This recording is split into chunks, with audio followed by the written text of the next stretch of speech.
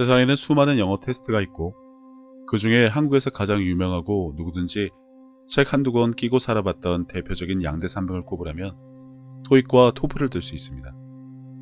당연히 좋은 점수를 받아 그것을 어딘가 제출해서 실력을 인정받기 위한 용도로 활용되기에 정말 열심히 공부하지만 이 두 가지 테스트의 성격이 좀 다릅니다. 토익은 일상생활이나 비즈니스에 중점을 맞춘 시험이고 토플은 학술적인 면에 중점을 두었다는 차이점이 있습니다. 보다 쉽게 나누자면 토익은 듣기 평가도 있으니 회화와 문법이라고 구분하면 좋을 것 같네요. 물론 두 가지 시험에서 모두 높은 점수를 받으면 금상첨화지만 해보신 분들은 잘 알겠지만 그닥 쉽지는 않습니다. 하다 보면 나한테 더 맞는 테스트가 어떤 것인지 단정할 수 있고요. 적성이라고도 할 수 있는데 자기에게 맞는 영어 실력을 통해 내가 문법형이냐 회화형이냐로도 나누어 볼 수 있을 것 같습니다. 이건 한국에서 시험을 목적으로 공부를 하다 보니 생기는 현상인데 미국에서 오래 살다 온 사람이 한국에 와서 처음 토익 시험을 치루었는데 고득점을 한 경우가 있어 물어보니 그냥 이게 답이다 생각돼서 적어냈더니 그런 결과를 가졌다고 하네요. 생각해보면 한국인이 한국말을 잘하는 것은 당연한데 그렇다고 해서 과연 우리가 한글 문법에 정통하다고 할 수 있을까요? 두음 법칙이니 자음 동화니 이런 것 말입니다.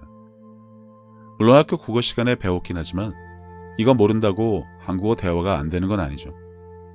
옹알이부터 시작해서 아빠, 엄마, 맘마와 같은 다음 단계의 단어들을 말해봤듯이 이렇게 시작해서 다양한 단어와 문장을 말하는 과정이 있어 왔기에 지금 우리가 한국어를 모국어로 아주 잘 말하게 된 것이니까요. 물론 아이가 들을 수 있도록 같은 단어를 수도 없이 반복해서 말을 해준 부모님들이 노고가 있었기 때문에 가능했던 일입니다.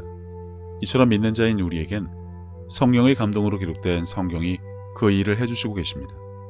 우리가 들어야 할, 우리에게 해주시고 싶은 말씀이 가득하고 우리가 할 일은 들은 그것을 차근차근 매일같이 내 입으로 말하는 것이 당연하다는 것을 이 영상들을 통해 나누고 있는 것입니다.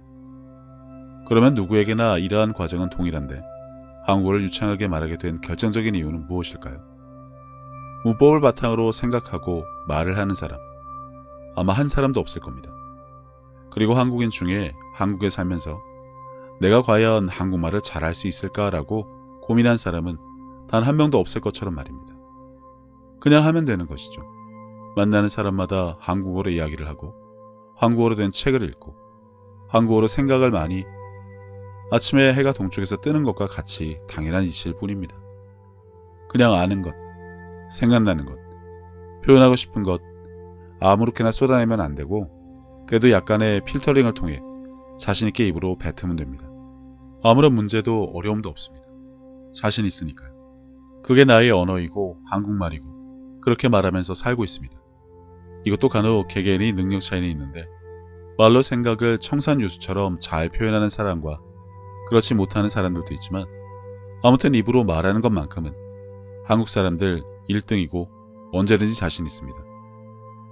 장장 4편의 영상에 걸쳐 성경은 회화책이란 제목으로 영상을 만들며 다양한 경우의 하나님과 대화하는 연습까지 해봤는데 번외편으로 영상을 제작한 이유는 모국어는 제외하더라도 영어 공부의 경우 문법을 아는 지식이 입을 통해 회화로 넘어가는 이론과 실기에 능통하게 되는 연결고리가 과연 무엇이 살펴보고 성경을 아는 지식이 입을 통해 담대히 고백하고 선포되어지는 과정에도 분명 무엇인가 있기 때문에 하나님과의 대화가 될 수 있다는 부분에 대해 나누어 보고자 하는 것입니다. 영어회화에서 소위 말하는 입이 트이고 듣는 귀가 열리려고 하면 많이 듣고 말하는 것이 정석인 것은 잘 아실 겁니다. 일단 들려야 말을 할 수 있는 것이 당연하듯 우리가 하나님의 음성을 듣고 그분과 대화를 하고 싶다 하더라도 성경이 들리지 않으면 말을 할 수 없습니다. 누누이 강조했습니다만 믿음은 들음에서 나는 진리는 너무나 당연한 것이지만 그렇다고 아무렇게나 한쪽 귀로 듣고 다른 쪽으로 빠져나가게 듣거나 단지 생활소음처럼 듣고 만다고 해서 믿음이 자라는 것은 아니고 성령께서 풀어주셔서 마음의 감동으로 주시지 않으면 들었다는 진정한 의미를 이해하지 못한 것입니다. 세 번째 영상에서 샹들리에를 예로 들어 하드웨어인 샹들리에는 말씀, 샹들리에로부터 나오는 빛은 하나님의 권능, 샹들리에와 연결된 전기시설은 포도나무, 그리고 성령님을 전기에 비유해서 설명을 했었는데, 이 모든 일이 일어나서 샹들리에가 영롱한 빛을 내게 하는 것은 바로 전기 스위치, 성경에 대한 지식을 바탕으로 우리의 입으로 말씀을 담대하고 자신있게 선포하게 해주는 것은 바로 누구에게나 있는 믿음이란 스위치를 작동시키는 것입니다. 성경에 나오는 인물들이 담대히 말을 한 경우에 대한 많은 말씀이 있고, 그 중에 하나는 다음과 같습니다. 그러므로 우리가 담대히 말하되 주는 나를 돕는 이시니 내가 무서워하지 아니하겠노라. 사람이 내게 어찌하리오 하노라. 여기서 담대하게 말한다는 바로 앞구절에 나온 그가 친히 말씀하시기를 내가 결코 너희를 버리지 아니하고 너희를 떠나지 아니하리라 하셨느니라 라는 말씀을 마음에 심고 믿음이란 스위치를 작동시켜서 입을 열어 주는 나를 돕는 이시니 내가 무서워하지 아니하겠노라. 사람이 내게 어찌하리오 라고 말한다는 것입니다. 아브라함이 바랄 수 없는 중에 바라고 믿었으니 이는 내 후손이 이같으리라 하신 말씀대로 많은 민족이 조상이 되게 하려 하심이라. 그가 100세나 되어 자기 몸이 죽은 것 같고 사라의 태가 죽은 것 같음을 알고도 믿음이 약하여지지 아니하고 믿음이 없어 하나님의 약속을 의심하지 않고 믿음으로 견고하여져서 하나님께 영광을 돌리며 약속하신 그것을 또한 능히 이루실 줄을 확신하였으니 그러므로 이것이 그에게 의로 여겨졌느니라. 긴 구절입니다만 그 하나님께 어떻게 영광을 돌렸을까요? 단순하게 하나님이 해주신 약속의 말씀을 믿고 마음에 심어 입으로는 감사의 제사란 표현이 맞는지 모르겠지만 아무튼 시도 때도 없이 감사하다고 말씀드리지 않았을까요? 믿음이 없어 하나님의 약속을 의심하지 않았다를 기본으로 말이죠. 반대로 믿음이 없어 의심을 했다면 하나님께 영광 돌리는 일은 불가능한데 과연 무엇을 안 해서 그럴까요? 당연히 감사하다는, 아들을 주신다는 약속의 말씀에 대한 대답을 하지 못했을 겁니다. 긴 영상을 통해 하나님과 올바른 대화를 하는 것을 나누었지만 막상 믿음으로 대답하고 상황에 맞는 말씀을 선포하기 위해서는 누구에게나 믿음이 필요합니다. 믿었으므로 말하였노라는 성결구절과는 반대로 막상 말씀을 말하려고 하면 우물쭈물하면서 버릇이 안 들어서 익숙하지 않아서 왠지 쑥스러워서 해도 될까 싶은 의심이 들어서 등과 같은 무수한 이유가 나오는 것도 사실은 믿음이 없어서 믿음이 없다고 생각해서 이 모든 시스템을 작동시킬 수 있는 믿음이라는 스위치를 내가 직접 올리지 않아서 그렇습니다. 예수께서 대답하여 이르시되 내가 진실로 너희에게 이르노니 만일 너희가 믿음이 있고 의심하지 아니하면 이 무화과 나무에게 된 이런 일만 할 뿐 아니라 이 산더러 들려 바다에 던져지라 하여도 될 것이요 너희가 기도할 때 무엇이든지 믿고 구하는 것은 다 받으리라 하시니라. 믿음이 있고 없고의 내용은 다음 구절을 보시면서 각자에게 일정 분량의 믿음, 분량이라고 하면 겨자씨보다 무조건 큰 믿음을 이미 주셨다는 인식으로 더 이상 있네 없네, 큰애 작네에 대해서는 논하지 않았으면 합니다. 내게 주신 은혜로 말미암아 너희 각 사람에게 말하노니 마땅히 생각할 그 이상의 생각을 품지 말고 오직 하나님께서 각 사람에게 나누어 주신 믿음의 분량대로 지혜롭게 생각하라.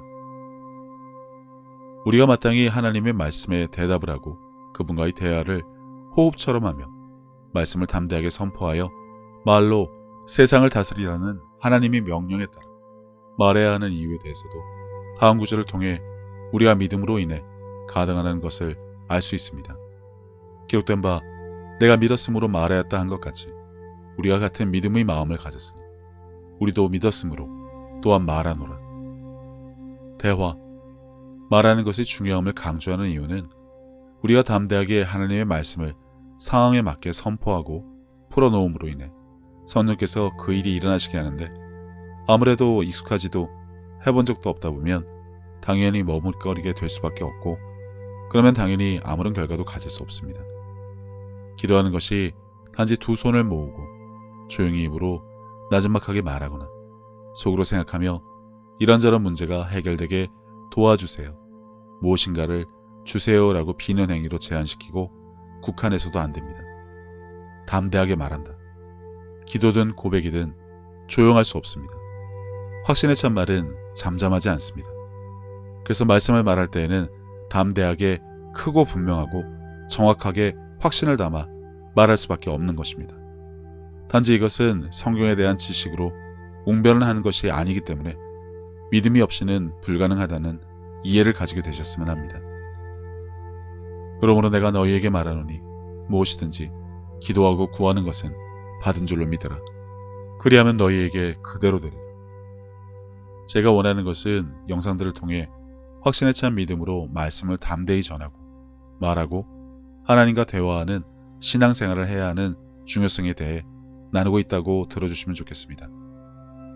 하지만 믿음이 있음에도 불구하고 몰라서, 확신이 없어서, 그리고 여태 그렇게 조르고 달라고 부르짖는 것을 기도로 알았었지 말씀에 근거해서 믿음으로 선포하고 행하는 것에 대해서 전혀 몰랐던 사람들은 이 내용이 생소할 수밖에 없습니다. 거부감까지 들 수 있는 것은 단지 무지함 때문이고 마음을 새롭게 하여 변화를 받아들이지 못하는 이들에게는 무용지물일 수밖에 없습니다. 게다가 자칫 다음 말씀인 불의한 재판관의 비유를 핑계삼아 하나님께 될 때까지 빌고 고함치고 조르고 달려드는 것이 맞는 것처럼 아는 이유도 설교를 통해서도 많이 들어왔기 때문이고 그렇게 배웠고 막상 그게 오히려 내게 훨씬 더 쉽고 편하고 지금껏 당연시 여기며 익숙하게 해왔던 종교적인 행위나 그것이 맞다고 고집하는 잘못에 빠지지 않았으면 합니다. 하물며 하나님께서 그 밤낮 부르짖는 택하신 자들의 원한을 풀어주지 아니하시겠느냐, 그들에게 오래 참으시겠느냐. 하지만 이 비유를 주신 18장 맨 앞에 예수님이 단서로 붙이신 내용은 조르는 것에 대해 말씀하신 것이 아니라 믿는 자들이 가져야 할 태도에 대해 언급하셨다는 겁니다. 예수께서 그들에게 항상 기도하고 낙심하지 말아야 할 것을 비유로 말씀하여, 이는 아브라함이 했던 것처럼 하나님의 말씀을 의심하여 믿음이 약해지지 않고 영광을 돌린 것처럼 우리도 그렇게 해야 한다는 당부의 말씀인 것입니다. 기도나 구하거나 명하거나 감사하거나 기뻐하다가도 중간에 의심하고 낙심하지 말고 지켜내야 한다는 것, 마지막 구절을 통해서도 확인할 수 있습니다. 속히 원한을 풀어주겠다만 다시 오셨을 때 결과를 보기까지 결코 낙심하거나 흔들리지 않고 그렇게 믿음으로 지켜내며 굳게 서 있는 자를 봤으면 하는데 그런 믿음을 볼 수 있겠느냐고 말입니다. 내가 너희에게 이르노니 속히 그 원한을 풀어주시리라. 그러나 인자가 올 때 세상에서 믿음을 보겠느냐 하시니라. 예수님이 말씀하시듯 우리가 흔히 믿음의 반석 위에 굳게 서서란 표현은 사용하지만 실제로 그렇게 하지 못하는 경우가 더 많고 사람들의 이러한 실정을 이미 익히 아시기 때문에 반문하신 것입니다. 약속을 의심하지 않아야 하는데 걱정과 불안감에 중언부언 아브라함이 믿음으로 약속을 믿고 지켜낸 것과는 반대로 조급한 마음에 계속해서 해달라고 하는 쪽으로 돌아서는 경우가 더 많기 때문이죠. 그래서 여기서 아셔야 할 것은 믿음으로 지켜내는 일을 우리가 해야 한다는 것입니다. 성경을 하나님과 나눌 수 있는 대화, 회화책으로 생각하면 우리가 마땅히 입으로 말씀을 담대하게 고백하고 선포해야 하는데 이러한 모든 일은 우리의 믿음으로 각자가 해내야 한다는 것에 대해 나누어 보았습니다. 하지만 난 여전히 빌고 달라고 하는 게 편하고 하나님께 내 숙제를 떠넘기는 것이 익숙한 이들에게는 다음 말씀을 나누고자 합니다. 12의 혈병 여인은 예수님에게서 능력이 빠져나올 정도로 자기 자신에게 그분의 옷자락만 만져도 나을 것이란 말과 생각을 끊임없이 했다는 것입니다. 만나서 부탁해야지, 빌어야지, 불쌍히 여겨달라고 울고불고 해야지라고 하지 않았다는 것입니다. 여전히 믿음에 대한 정의를 하지는 않았습니다만 믿음으로 행한다는 것은 하나님과의 올바른 대화, 약속의 말씀을 담대하게 내 삶에 고백하고 선포하기 위해 최종적으로 내가 해야 할 꼭 필요한 스위치를 켜는 것이란 인식을 갖게 되시기를 바랍니다. 예수님께서는 내 마음을 다하고 목숨을 다하고 뜻을 다하고 힘을 다하여 주 너의 하나님을 사랑하라 하신 것이요. 둘째는 이것이니 내 이웃을 내 자신과 같이 사랑하나 보다 더 큰 계명은 없다고 하셨습니다. 생각해보면 믿는 사람들은 이미 하나님께 받은 것이 너무나 많은 것을 아는 자들입니다.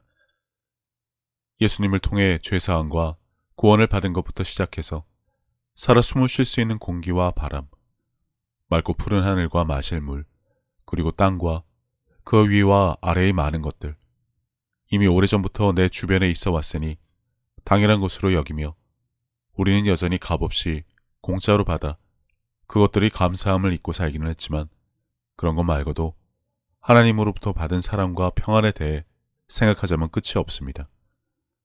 하지만 사람은 하나님으로부터 받은 그 많은 은혜를 갚을 방법이 없습니다. 그래서 하나님께서는 내 이웃을 내 몸같이 사랑하는 것으로 그것을 대신 갚으라고 하신 것인지도 모릅니다. 그리고 지극히 작은 자에게 한 것이 곧 하나님께 한 것이라고 하셨으니 그분의 은혜를 알고 그분을 닮아가는 삶을 살아가야 한다면 지금 내가 살아가는 삶의 방향이 하나님과 나의 이웃을 사랑하는 올바른 길 위에 있는 것인지 한 번쯤 점검해 봐야 하지 않나 싶습니다. 이와 같이 하나님의 뜻, 그분이 기뻐하실 일이 무엇인지 알고 내게 주어진 소명을 다하기 위해 끊임없이 힘쓰고 노력하는 것도 크리스찬들이 마땅히 해야 할 일이 아닐까라는 생각을 해봅니다. 이제는 세상 유행에 따라 요동치던 내 마음을 모두 내려놓고 혼자서 하나님의 뜻을 헤아리는 시간을 가져보시기를 권해봅니다. 하나님은 세상 모든 사람들을 사랑하십니다. 그렇기 때문에 당신이 사랑받기에 마땅한 사람인 것처럼 당신의 가족도 이웃도 그분에게는 마찬가지로 소중한 자녀들입니다. 당신이 어려운 상황을 겪었을 때 하나님께서 당신의 삶에 관여하실 수 있도록 마음의 문을 열고 그분을 신뢰하며 동행하는 삶을 살아왔듯이 이제 당신도 다른 사람들에게 먼저 다가가서 손을 내미는 귀한 삶이 되어주시기를 바랍니다. 예수님께서 주신 새 계명, 서로 사랑하라. 저도 늘 제 자리에서 최선을 다하여 섬기고 사랑하며 살도록 하겠습니다. 감사합니다.